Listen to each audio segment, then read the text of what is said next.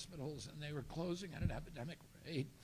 And that's why he put in the big, beautiful bill, the Rural Transformation Program. And I'll talk just a little bit about what that will do. Right now, we send about 7%, 6 to 7% of Medicaid dollars to rural hospitals. And that's about a total of $19 billion a year. So they're already getting shortcut. It's a very, very small sliver of what Medicaid pays out goes to these institutions in rural areas. President Trump's big, beautiful bill is going to give $50 billion over 5 years. So that's an infusion of $10 billion a year. That's an over 50% rise in the amount of federal dollars that is now flowing into rural areas.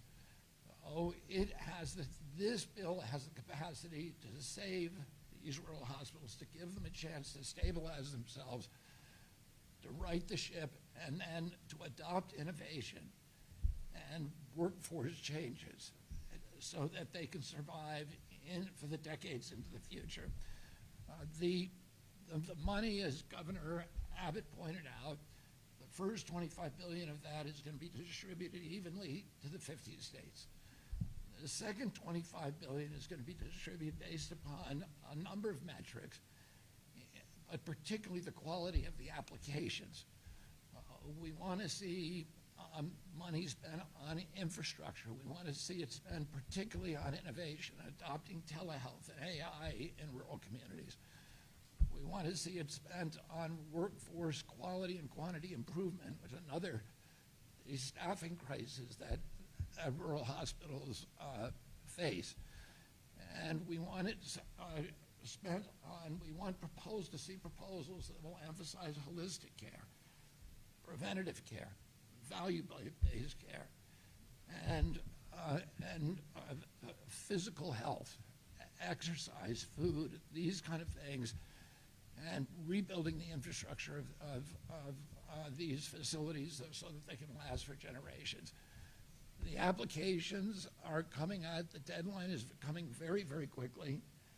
And so we met with the rural health providers today, and we encouraged them to cooperate. We didn't really have to encourage them because they already have extraordinary cooperative relationships with each other. They came up during our meeting with a series of ideas that every one of them, from a personal point of view, I wanted to fund. As they're the kind of ideas that could propagate and spread, and that were very, very thoughtfully crafted, and we'd like to see those kind of things adopted throughout the country. I think you have an extraordinary quality of leadership in these rural health care in this state, and I'm very confident that the application is going to be a stellar one. One of the things that I talked about with Governor Abbott is that part of the score is going to be how well the state has done at adopting kind of the MAHA legislation. And Texas now leads the country, so I think they're going to do very, very well in their application. The decisions will be made by December 1st. We will evaluate all the applications, and then the money will be distributed starting in January. And so I've encouraged Governor Abbott and these wonderful leaders behind me to work as hard as they can to come up with the most innovative solutions. I want to say one other thing that is going to benefit rural hospitals in this country.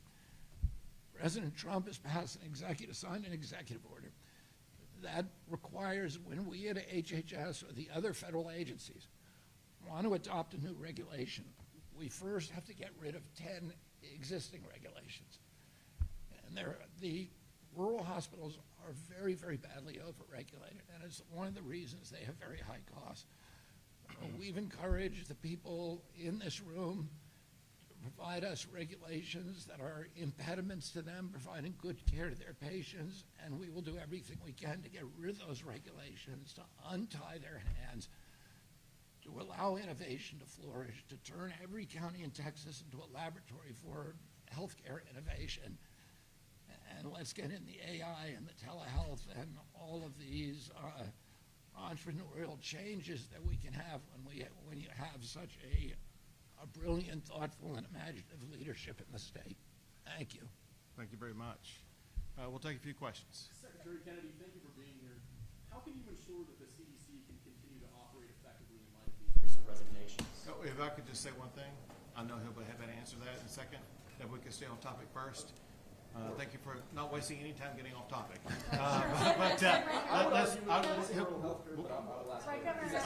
We're going to come back to you. Governor Abbott, right here, I have a question for both you and the Secretary. What do you say, you're talking about a December 1st deadline, what do you say to the pregnant woman in Fayette County right now, or the cancer patient in Llano County right now, about keeping their health care options available to them? Well, I think the big beautiful bill, the money, that's why we want to get money out the door as quickly as possible. This is an unprecedented fast pace. And the reason that we're addressing this with such rapidity, which puts a huge burden on my agency and the federal government to make these decisions, is because we understand the dire need that people in rural areas are now suffering, and we want to get them that money as quickly as we can. Also, in the legislation that we signed in the regular session, there was about $300 million that went to address healthcare needs like that in rural regions in the state of Texas. Secretary Kennedy. I have a question for you. So you talked about telehealth being a solution for families in rural communities, but as you know, many areas in Texas are designated behavioral health workforce shortage areas. And so while you're saying telehealth is a solution, if you don't have the staffing across the state to address the needs of families, where do we go from here? How are we going to address the staffing issues to make sure that families in crisis can connect with someone even through telehealth? And is there a plan in place to sustain the 988 crisis lifeline so that people can have a direct source of support? I'm a journalist and a psychotherapist, so it's important to me to know that that resource follows all the way through to a person in need. Sure. So we can both try that. So for one, you're mentioning a couple of things. One is the availability of telehealth. We realize that's possible in some ways, not possible in other ways. We've got to find ways to expand that. Staffing is another crisis point issue that we're working to address, whether it be on mental health related issues or non-mental health based issues. But it's, through the telehealth, that's one way in which we can actually expand access to staffing without them being there in person, but through the telehealth approach. Two more questions. Secretary Kennedy, as Karen Paul with CBS News, thanks for being with us today. My question is, in speaking of rural Texas, we know places like Uvalde have experienced one of the worst mass shootings in history. The CDC has previously been responsible for studying gun violence.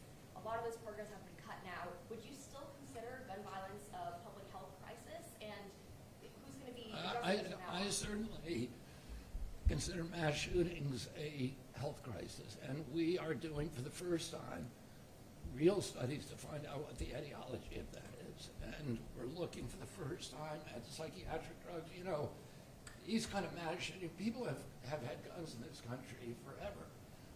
When I was a kid, we had shooting clubs at our school.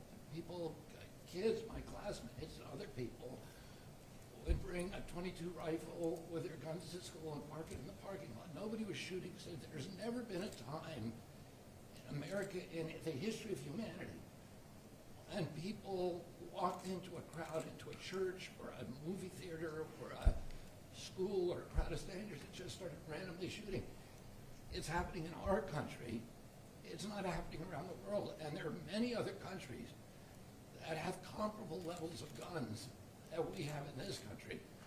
We had comparable levels in the 40s, 50s, and 60s, and people weren't doing that. Something changed, and it dramatically changed human behavior.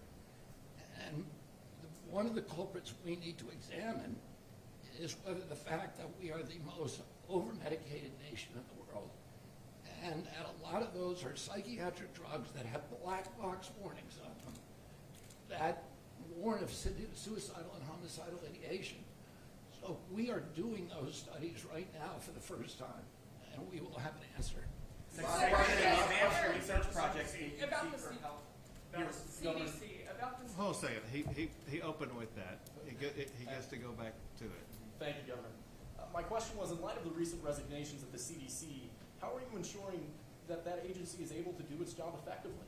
I would say this, that first of all, I will confirm that we let go Susan Menarez yesterday. I'm not going to talk about personnel issues, but the CDC is an agency that is very troubled for a very long time, and anybody who lives through the COVID pandemic and saw all of these bizarre recommendations that were not science-based, all the misinformation, understands that the CDC has on its website today that among the top 10 medical innovations, greatest medical accomplishments in history was abortion. This is one of the greatest medical accomplishments because it keeps small families. Go to the website, look at it. Fluoridation, giving kids a toxin, and vaccines.